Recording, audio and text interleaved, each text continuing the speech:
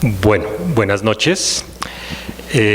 Bueno, igual que acaba de decir Oscar, bienvenidos a este curso que es nuestro segundo curso sobre narrativa colombiana contemporánea. Hoy tenemos como invitado a Rafael Baena, lo cual nos alegra y nos enorgullece. Rafael Baena nació en el 56 y es un novelista tardío, se podría decir, ¿no?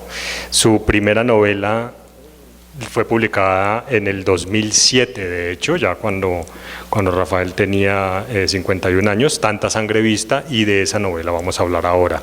Pero antes de publicar su primera novela, él había comenzado a trabajar en periodismo, trabajó en la revista Antena, que era una revista de farándula, trabajó en el Diario del Caribe, en Cromos, trabajó como cronista, también trabajó como fotógrafo freelance para periodistas colombianos y extranjeros, fue también editor de medios audiovisuales. Tengo entendido que fue el primer editor deportivo de Noticias 1 cuando Noticias 1 comenzó. Fue editor también del Noticiero de las 7 por allá en los años 90. Fue coordinador de fotografía y luego editor general de Cambio 16. Fue cronista en El Espectador, de manera que ya llevaba una carrera de periodista bastante avanzada cuando comenzó a publicar sus novelas. Después de Tanta sangre vista en el 2007, Rafael ha publicado otras 3 novelas: Vuelvan caras carajo, del 2009, una novela cuyo personaje central es Juan José Rendón, el héroe de las batallas de la independencia con Bolívar. Samaria Films XXX, de 2010, él la llama un divertimento un poco más actual, y La bala vendida, del 2011. Su quinta novela está a punto de ser distribuida, porque se supone que ya está, de hecho ya me anunciaron que hay un ejemplar por lo menos en manos del autor, y que el resto está seguramente en bodega, así que pronto se va a conseguir, y está de hecho trabajando en su 6ª novela, ¿no? Se trata entonces de una carrera de novelista, ¿cómo lo podríamos decir?, bastante acelerada, ¿no? Desde el 2007 para acá, ya un proyecto de 6 novelas. Bien, podremos entonces comenzar.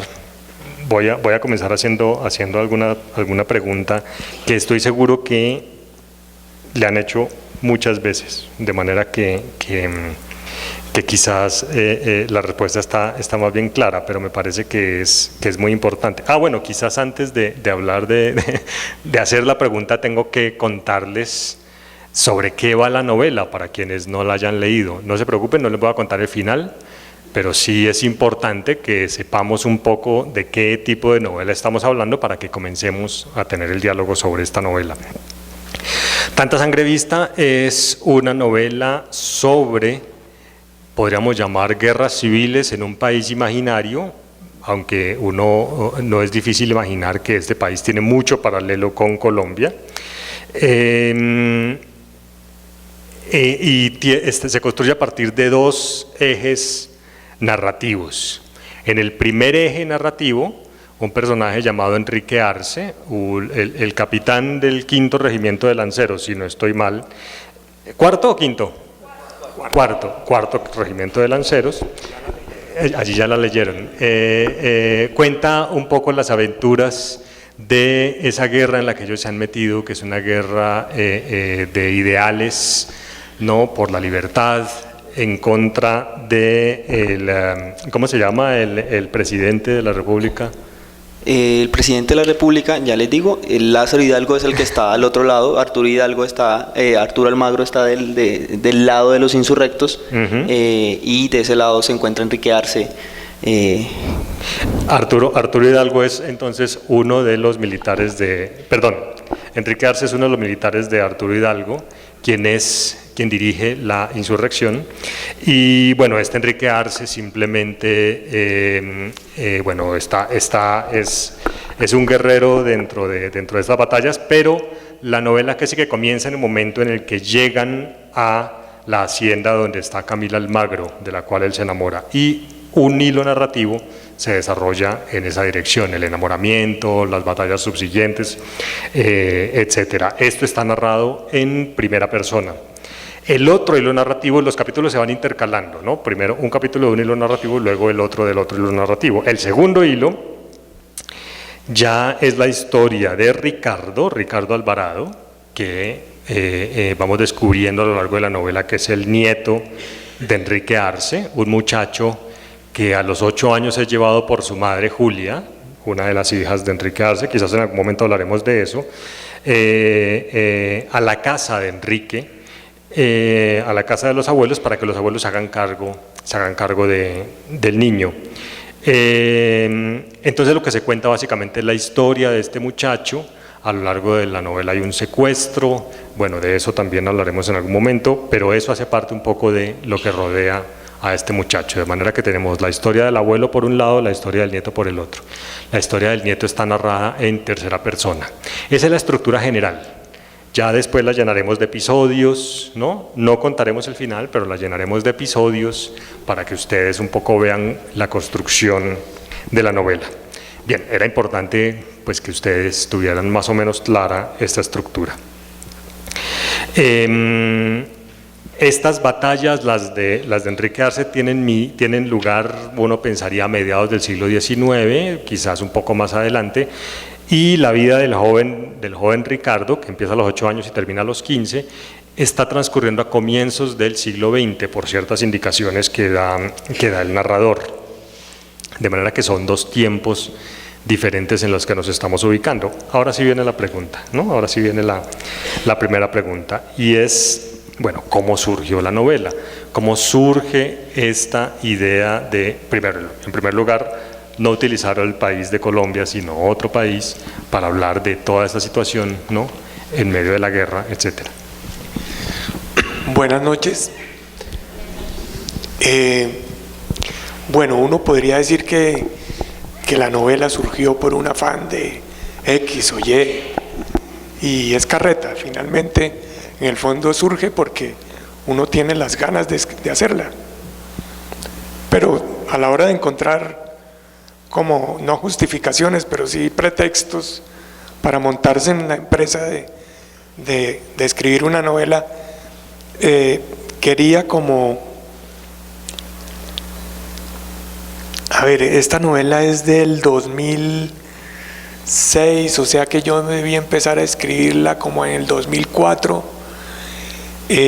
Había un unanimismo en este país, sobre todo en los medios, no creo que en toda la gente, espero que no, alrededor de la figura de don Álvaro.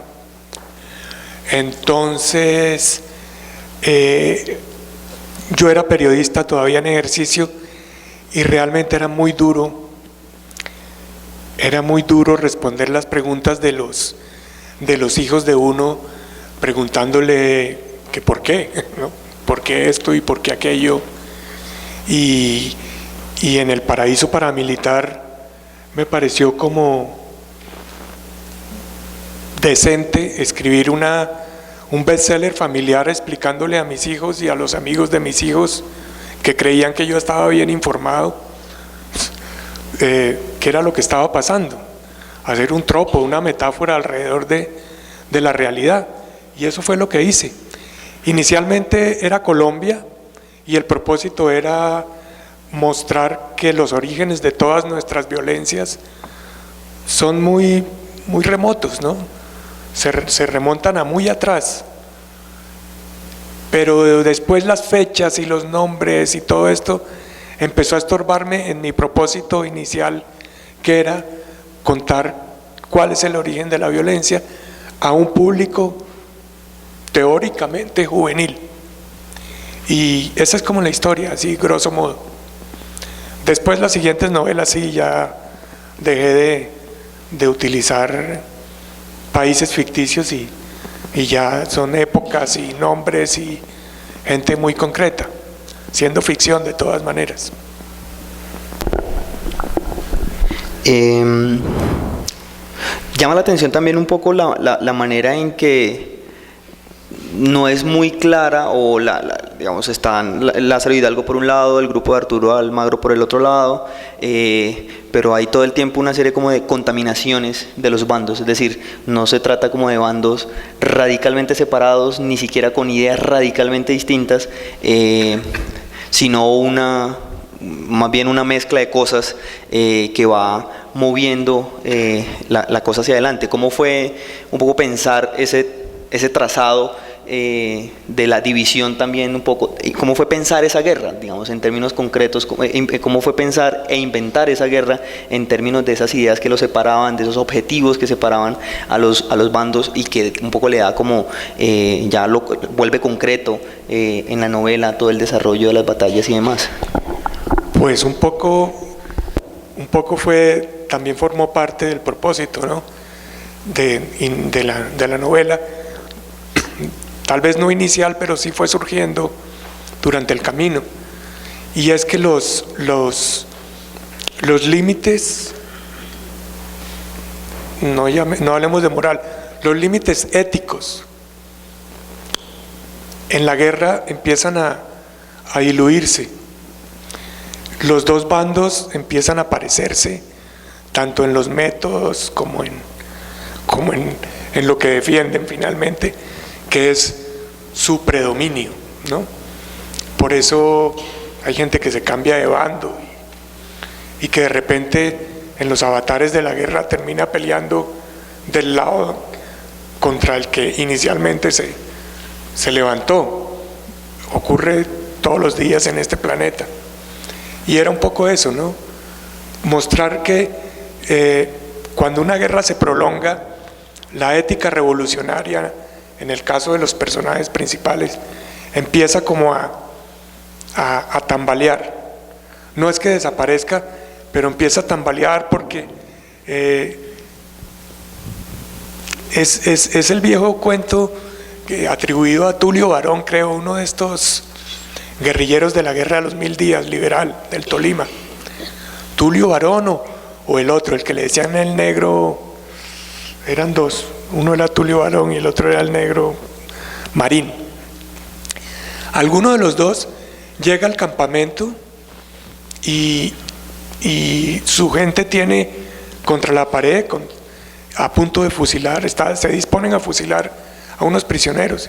Y dice: ¡Ey, qué están haciendo! Y no los vamos a fusilar. ¿Pero por qué? Pues que son godos. Y si nosotros hacemos lo mismo, ¿dónde está la diferencia? ¿No? Eso era un poco el propósito ese que me encontré en el camino. Esa ética revolucionaria, esa ética de combate, de batalla, no puede perderse. Y lo que quería mostrar era que a partir de cierto punto esa ética se perdió y que las guerras hoy por hoy son una porquería. Y está un poco en el final de la novela misma, ¿no? El discurso del final. El discurso de Enrique. Pilas con el final. Digamos, no vamos a decir que está muerto. No contemos qué pasa, pero sí que pero ese es el trasfondo, sí. Es un poco... yo tenía mucho miedo a que tuviera moralina, que tuviera moraleja, y no quería moraleja, sino que quedara expuesto que finalmente qué demonios, la guerra no funciona. Funcionó en alguna época, pero ya no. Sobre estas palabras finales, yo quisiera hablar un poco más adelante. Por ahora, yo quisiera conectar esto con otra cosa, y tiene que ver, no sé si ustedes tienen la edición del libro. Si tienen la edición del libro podemos mirarlo. Estamos en el comienzo del capítulo 19, que es la página 119. Rafael, ¿qué dice? ¿Se anima a leer este párrafo? Lo leo yo, leí. Sí, es que vale. Mi voz se quedó en algún recodo del Sistema Nacional de Salud. Vale. No, hay tardes malas y esta es una. Vale. Lo siento. No hay ningún problema. Pero no hay ningún problema. Como me falta el aire, entonces leo mal. Y yo no leo mal, yo en serio. Yo leía bien. Listo. Bueno, estamos en cierto momento en el que Enrique Arce digamos, va a empezar una de las batallas. Y entonces voy a leer entonces el comienzo del capítulo para luego formular una pregunta que resulta bien pertinente en el desarrollo de la novela. Voy a leerlo entonces. Dice: gracias a la labor del sargento mayor, duró poco el relajo del cuarto de lanceros, yo incluido. El sol aún proyectaba largas sombras detrás de la columna que enfilaba hacia el este, cuando envié batidores en varias direcciones con el fin de localizar a la mayor brevedad al grueso de un ejército que en ese preciso momento debía estar en movimiento, ya sea para atacar a los godos o para replegarse. En su larga carrera militar, Almagro había sufrido una que otra derrota, las cuales le habían enseñado la importancia de escoger el terreno sobre el cual se piensa presentar batalla, porque una batalla era la que pensaba darle a Lázaro Hidalgo, su viejo enemigo. Era la misma jodida guerra de siempre, con los mismos generales, los mismos oficiales, con las mismas casacas, los mismos métodos de corre que te alcanzo, como prólogos de choques frontales en los que uno pensaría los mismos campesinos de siempre morían por las mismas razones de siempre. Solo que no eran los mismos, aunque lo parecieran. La cuota de carne de cañón se elevaba en la medida en que pasaban los años y la guerra no cesaba. A duras penas entraban periodos de calma chicha que solo servían para que ambos bandos se hicieran a más y más armas. Sentía escalofríos con solo pensar en lo que sucedería si toda esa muchachada se diera cuenta de que su destino no era muy diferente al del ganado que va rumbo al matadero, pues imaginaba un motín generalizado durante el cual todos los jefes, incluidos quienes nos esforzábamos en hallar justificaciones éticas al conflicto, seríamos linchados por la ira popular. Hay algo que en cierto modo es una constante a lo largo de la novela y que resulta muy interesante, y está justamente en estas ideas que está expresando el narrador, Enrique Arce, y es la idea de que la guerra es la misma guerra de siempre, lo que cambian son los generales. Y se lucha casi siempre por lo mismo. ¿Cómo ve eso? Pues así. Es un poco pasar a la ficción una percepción lograda, conseguida en el trabajo profesional, ¿no? Como periodista. Yo entré a trabajar como periodista y como todo periodista de 20 y tantos años, creía que los únicos temas importantes eran la guerra en primer lugar, en segundo lugar la guerra y en tercer lugar la guerra. Y todo lo demás no servía, pues nada. Entonces entra uno a un grupito de gente que se viste de caqui y que va y viene y corre y empieza a entrevistar uniformados de todas las pelambres, con melena, sin melena, camuflados, con escudos, sin escudos, con banderas, sin banderas. Y finalmente, cuando pasan los años y van pasando los años, empieza uno a darse cuenta que ese sonsonete militar es igual, y no importa, uno puede tener el micrófono así, o está tomando las notas así, y está hablando con Carlos Castaño, y de repente lo que está oyendo es a Jovoy. ¿Sí me explico? Es una vaina con el perdón, pues, o sea, de verdad, sin sesgos ideológicos ni vainas, pero es eso, es lo que siente un periodista, un reportero cansado, ¿no? Cansado de oír la misma porquería. Pero entonces lo interesante de aquí es que efectivamente se trata de un libro que explora los orígenes de la guerra, pero los orígenes de la guerra parece que se remontan a un momento en el cual simplemente la guerra se inició y todo el mecanismo de la guerra sigue continuando una y otra vez y se repiten y solo cambian los actores, pero todo sigue siendo igual. De modo que el origen es la repetición de la guerra por la guerra. Sí, porque por eso es que es una novela, siendo una novela anacrónica, es una novela muy actual, porque lo que trato de hacer es demostrar es que mientras no se cierren capítulos mientras no haya perdón. Olvido no, porque ni más faltaba, ¿no?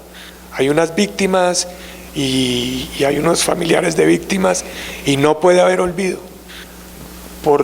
Debe haber placas, muros donde estén los nombres de todos los muertos y quiénes los mató.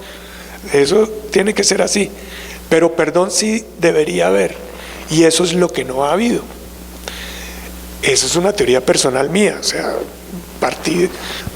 parto de nada, de mi experiencia como reportero de guerra aquí y en otras partes, y de las lecturas y de la investigación histórica que me ha tocado emprender para escribir mis libros. Y es que parece que no hemos sido, como nación, hemos fracasado en eso, en la capacidad de perdonar, de cerrar capítulos y de echar para adelante como sociedad. No, eso es lo que nos tiene tan fregados. Habrá alguien que me diga que no, que es otra cosa, pero eso es lo que yo siento.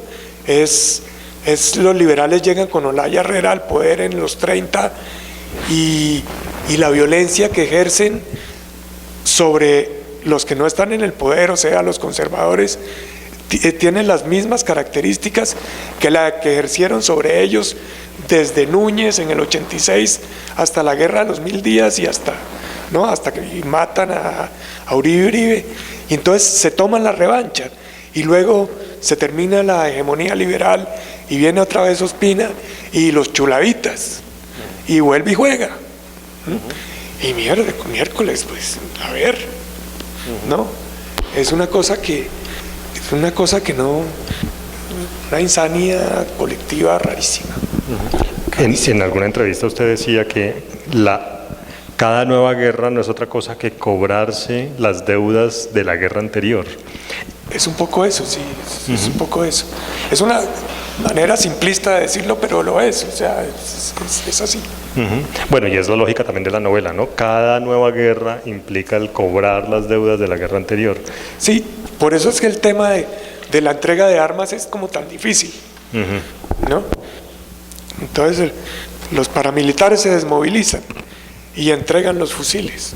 Mentiras. Entregan unos fierros viejos ahí, uno saca 47 todos reventados y ya. Pero los nuevos y los galiles los aceita y para la tierra, y el otro bando igual. O sea, ese tema y eso ha sido así siempre, así ha sido siempre, no es ahora, es de siempre. Y por eso me fui al siglo XIX, para que se viera que en el siglo XIX ocurría lo mismo. Y luego hay otra novela que es en el siglo, que es La Guerra de los 1000 días, y es la misma vaina. La bala perdida. La bala vendida. Sí. La bala vendida, perdón. Todo el mundo tiene ese lapsus. Hasta el editor. Bueno. Se equivoca. Yo quería llamar la atención sobre que, a pesar de que esto está ahí, esta idea de la repetición como el mecanismo que mueve la guerra, en todo caso también hay en la novela como una habilidad del narrador por entender el movimiento de la generación que empieza, por entender ese deseo de aventura que vuelve a poner el mecanismo en funcionamiento. Es decir, no está el narrador ni la novela en ninguno de los dos casos, el narrador en primera persona ni el narrador en tercera persona, de alguna manera poniéndose por fuera de ese mecanismo y tratando de dar algún tipo de juicio en general sobre el asunto.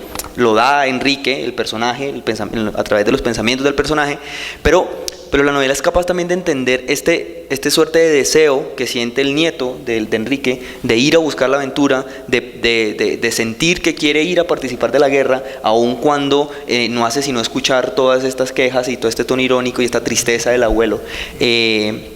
Y me parece que eso también es lo que hace un poco rica la novela, digamos, no solamente la postura sobre este juicio ético y sobre esta idea del mecanismo, sino ser capaz de comprender lo que hace que, a pesar de todo, de forma casi racional, el movimiento tenga sentido para la generación que empieza. No sé qué.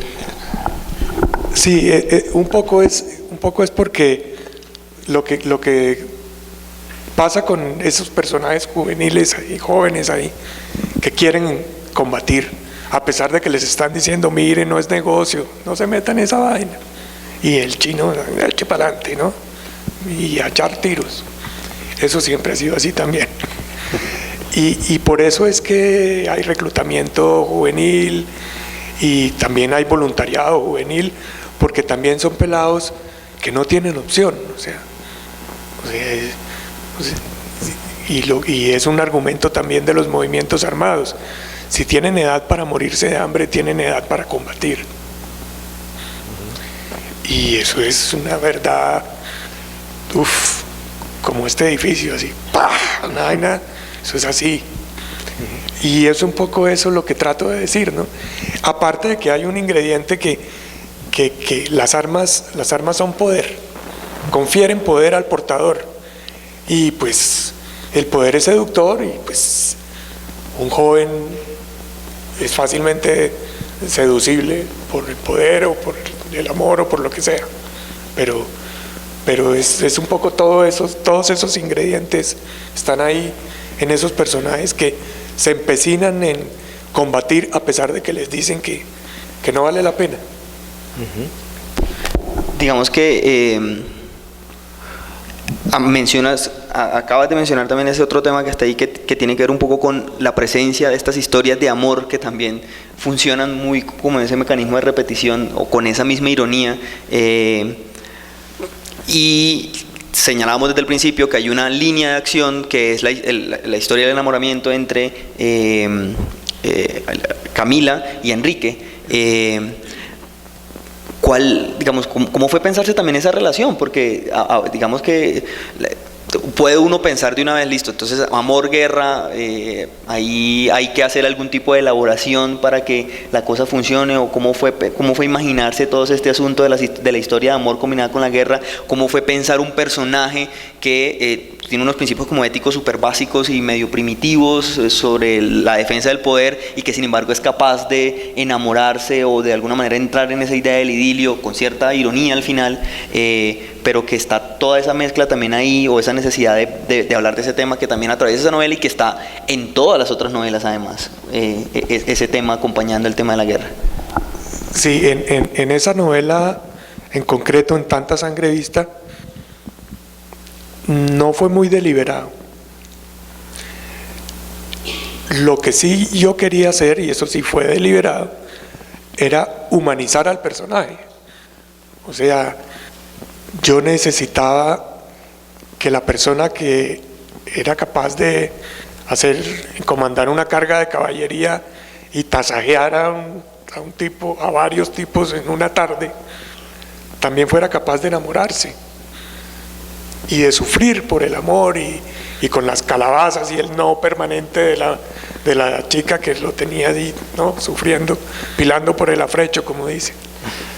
Y era un poco eso, fue una búsqueda de humanización del personaje, y así con todos, ¿no?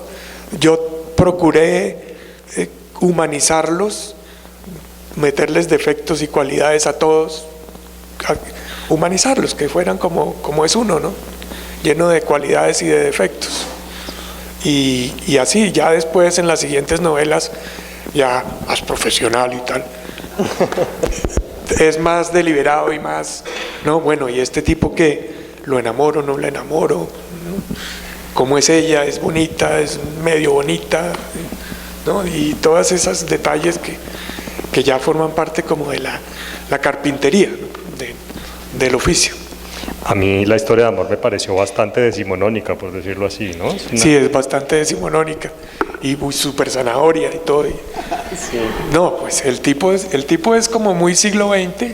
Él quiere, saltarle encima, ¿no? Sí. A la dama, y ella es así, ¿no? Le pone el policía que llaman, y se presenta la noche de bodas con uno de esos engendros que se ponían, que era una pijama de tobillos hasta acá, sí, con un rotico en un sitio estratégico, y el tipo se emberraca, según recuerdo. Estoy releyéndola otra vez, me obligaron ustedes a eso, pero no he llegado a esa parte, y creo que él rompe la pijama y eso, ¿no? Bueno, sí. Ahí se vuelve salvaje, como obvio, con toda la razón. En ciertos aspectos recordó a Roberto Burgos en nuestro curso del semestre pasado. Decía que alguien decía, esto no lo decía Roberto, decía que alguien decía que la mejor novela del siglo XIX que se había escrito en el siglo XX en Colombia era El amor en los tiempos del cólera de García Márquez. A mí me recordó mucho la historia de amor del amor en los tiempos del cólera.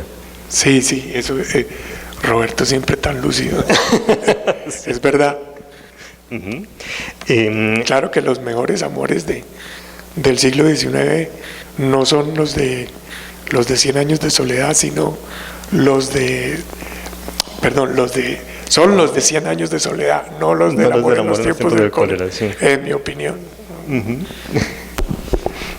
Bien, un poco para terminar esta cuestión de la guerra, la novela es un género irónico, la novela es un género que permanentemente se mira a sí mismo con ironía, en el que las posiciones permanentemente se ponen en cuestión porque son relativas y la novela se encarga siempre de relativizarlas. A mí me parece que las últimas afirmaciones de la novela, no se preocupen, con esto no les cuento el final, sino solo las últimas afirmaciones, funcionan de esa manera. Se trata de Enrique repitiendo lo que le dice al joven Ricardo, diciéndole: ¿por qué te empecinas en creer que la mejor manera de combatir asesinos es asesinando? En otras palabras, si en el pasado nosotros hubiésemos hecho lo mismo que el enemigo, ¿dónde habría estado la diferencia? Ahí está la cita no textual del Negro Marín. Exactamente. En la Guerra de los 1000 días. Exactamente, y es perfectamente convincente. Sin embargo, el narrador cierra con una frase que vuelve todo irónico y que relativiza incluso eso. Como argumento no está mal, lo sé, pero ni yo mismo me lo creo. Ese juego de ironía es uno de los elementos más interesantes de la novela, porque permanentemente se ponen en duda incluso los principios básicos sobre los cuales están montados los personajes. Sí, él es un personaje, es una novela también sobre el desencanto, ¿no?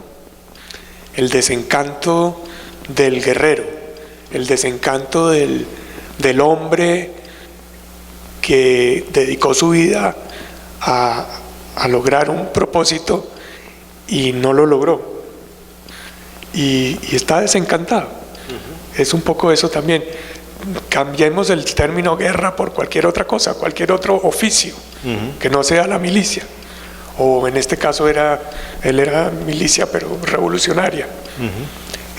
El tipo está, pues ya tiene 60 y pico, ya está, ese soy yo.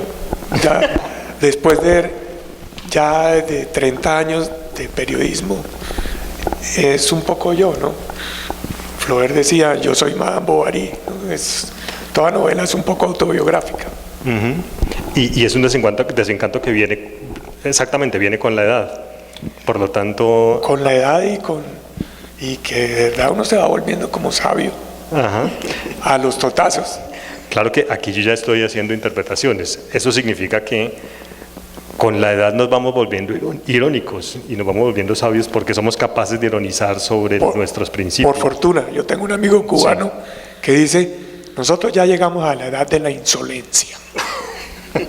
Y es así. Uno ya que carajo, dice lo que le venga en gana más o menos, ¿no? Respetando al personal, pero de todas maneras uno... Ya uno está jugado, ya se la jugó y vuelve y juega. Suerte. Puedo quedar mal con cualquier comentario sobre la edad, entonces voy a preguntar otra cosa. No, en realidad no voy a preguntar otra cosa. También dándole vueltas a la idea del tema de la guerra, un poco uno podría preguntarse, bueno, listo, esta novela... con un país imaginario, cuya capital es San Pedro del Cerro, de los Cerros, guarda una serie de similitudes y de semejanzas con la historia, evidentemente, del país, de Colombia, pero son unas semejanzas que no terminan de cubrir un montón de diferencias en términos de fechas que no terminan de juntarse, o de momentos históricos que están como en función de la novela y no tratando como de repetir o de respetar, ya lo habías marcado al principio, exactamente la historia nacional o algo por el estilo. Pero entonces uno podría pensar que si no es eso, si no es una suerte como de alegoría o de semejanza, si no hay ese tipo de relación allí, sí hay una pretensión un poco en la novela como de por tratar de buscar la estructura narrativa de la guerra, y eso tendría que ver con esta idea de la repetición, de las guerras que se repiten y de todo lo que se repiten. Sería una suerte como de hallazgo, no solamente como una idea, sino un hallazgo también narrativo, literario, en la medida en la que la novela está buscando la manera de contar esa repetición y de producir ese efecto, y no solamente de que un personaje lo diga, porque de hecho los personajes dicen algo parecido, pero nunca terminan de formular esa idea en términos explícitos. ¿Había algún tipo de intención? Primero estaría de acuerdo con esta hipótesis, pero también habría algún tipo de intención en este sentido de buscar esa estructura, o esa estructura narrativa ahí, o de hacer algo en ese sentido, o estas reflexiones todas han venido después definitivamente. Miti. Hubo alguna intencionalidad, sin duda, eso sí, sobre todo en el momento de ya uno solo con el teclado y la pantalla agarrado de ese clavo caliente, ya uno empieza a buscar caminos y encuentra cosas y claves, y la novela tiene esa virtud, ¿no? Que ella sola adquiere una dinámica. Incluso hay quien dice que los personajes se le quieren salir y todo eso es carretas. Uno controla al personaje, o si no está jodido. O sea, sí, es que el personaje se me salió. No, mentiras. El personaje no puede salirse, porque entonces fracasa el libro. Pues la idea. Entonces, pero sí hay como una ebullición del tema solo, ahí que empieza a sugerirle a uno cosas, y uno se acuesta, y uno está todo el tiempo escribiendo, y se acuesta o está tomándose un café, o el insomnio a las 3 de la mañana, y está uno, y le salen cosas, y entonces sí hay una intencionalidad, pero también hay una cosa como de espontaneidad, hay como de escritura automática, no exactamente eso, pero sí de escritura automática, intuitiva. Y lo otro es que sí es una novela, en este caso, absolutamente anacrónica en el sentido estricto del término anacrónico. Quisiera tener un diccionario de la RAE aquí, pero es eso, es que se le atribuye un tiempo que puede ser antes o puede ser después, o ninguno, o que padece de anacronismo. O sea que es ese como el sentido de la definición. Es una novela anacrónica totalmente. Entonces puede ubicarla uno como entre 1850 y 1902. La batalla principal puede ser Palo Negro, pero puede también ser La Humareda, ¿no? Más atrás. En fin, hay como un anacronismo deliberado, y por eso fue que me tocó situarla en un país inventado, porque o sea, la constitución de la guerra del 85 fue 15 años antes, 14 años antes de que estallara la guerra de los 1000 días, entonces no podía ponerme en ese plan. Pero al mismo tiempo también este gesto al final de Julia, como de esta suerte como de ejército paramilitar que ella paga, también lo puede uno rastrear mucho más centrado en el siglo XX, incluso, digamos, no ni siquiera exclusivamente en ese periodo, sino mucho más acá. Hay un gesto ahí también de que llega hasta el siglo XX. Un gesto de que se me parezca a lo que está pasando, que era, vuelvo y te digo, el propósito inicial, ¿no? Bueno, y tratemos de entender esto desde la literatura. Este caos, tratémoslo de entender desde la literatura, y tiene que ser además ameno, tiene que seducir y tiene que obligar al lector, acuérdate que pensaba en lectores juveniles básicamente en primera instancia, después si venían otros pues vale, pero primero juveniles, y entonces lo que necesitaba era seducirlos, o sea, competir con El Señor de los Anillos en pantalla de plasma, coño, eso es muy berraco. Y entonces se trataba un poco de eso. Y bueno, ojalá haya funcionado. No, pues sí, sí ha funcionado muy bien. Yo quisiera